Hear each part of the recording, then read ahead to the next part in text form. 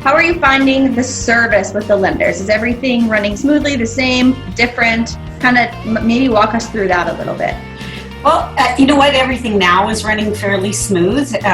There was some lag at the very beginning of this because the lenders had to adapt to their employees working from home. So some lenders were already set up that way. Others, it took them a minute to do it. So we're really finding it's kind of business as usual now. In terms of turnaround time. So the typical, 48 hours for an approval can be expected, and then, another 24 to 48 hours for them to kind of finalize the document review, etc. So again, lenders are only as fast as the clients are too with gathering the documents that the lenders need. So they need their time, but they also need the documents from the clients. Right. So we typically do about 5 to 7 business days on conditions, just to be on the safe side. So you're saying that's probably still appropriate? Yeah, that's absolutely appropriate, Okay. Especially if the clients are ready. Right. So explain what that means, being ready. Ready means that, they've had a conversation with the mortgage broker.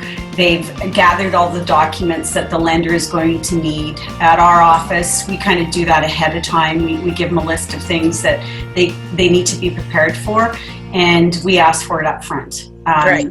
It's much more efficient for us to do that because our lenders like to receive full packages. And what a full package means to the lender is they've got all the income confirmation that they need. They've got the down payment confirmation.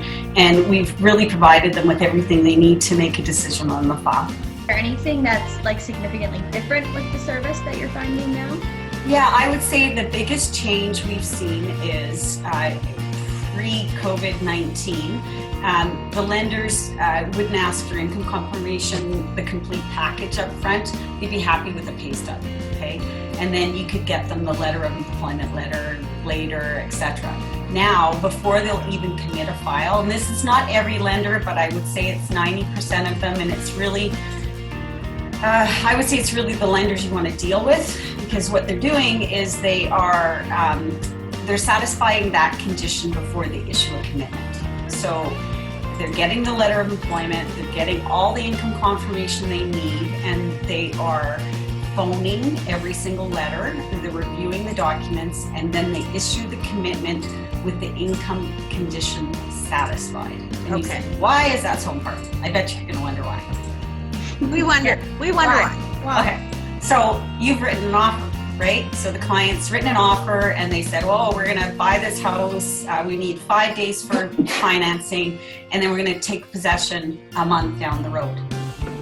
Okay, so if they sign off, this is the rule, okay? If they sign off on the income and then a client loses their job because of COVID or for really any other reason, really it's going to be COVID right now, the lender won't revisit it. It's done in their mind, which is so, it's nice. It can be a double-edged sword for some clients because,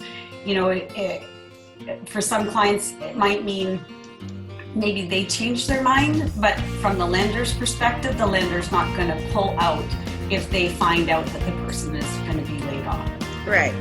And what I'm finding is most clients buying right now know that if they are going to have a layoff, it's temporary. It's not something that they deem to be long-term, otherwise they wouldn't take it. Right, exactly. And I think too, like a lot of the times we'll have, say, a 60-day possession anyways, so there's not going to be a mortgage payment for probably at least 75 days or something from today to the time they make their first mortgage payment, right? Yeah, exactly. Yeah, so it does give some leeway there, and most people are able to figure out some kind of support in between. So that's great information, actually.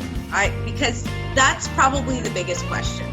Well, it just gives them a sense of if something happens and my hours get cut, and then the lender hasn't signed off on the income. We would see it. A lot of times in the past, we would give the lenders the pay stub, we'd give them a letter of employment, and then they'd let that condition hang to phone the employer. Right. Just think about that. Yeah. If they let that condition hang, and then they tried to confirm it 5 days before funding, That's a problem, yeah. As a practice, our group, my team, myself and my team, we've never put clients in a position where that condition hasn't been satisfied prior to them removing conditions. So again, it's kind of standard for us, but it really is not standard in every day in the past. Now, it's